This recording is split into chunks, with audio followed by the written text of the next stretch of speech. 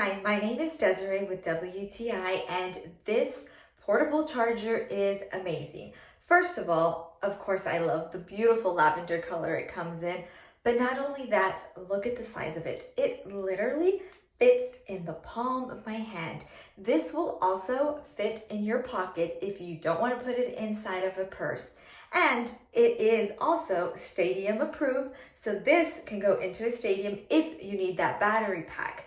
Now, I also love that it's super easy to charge up. It comes with the cord to charge it, and all you have to do is plug it right in here and look for an external USB to charge it, and voila, you are ready to go. Just plug it in and charge it.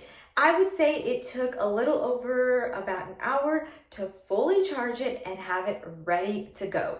Now, if you're someone like me who always is at 17%, you definitely need to get this battery pack, and it will last you. It charges your phone fairly quickly, and it's super easy to do. All you have to do is take off this adapter, plug it right in, and voila, look at that. It is charging, and it's showing me that this battery pack is fully charged and ready to go.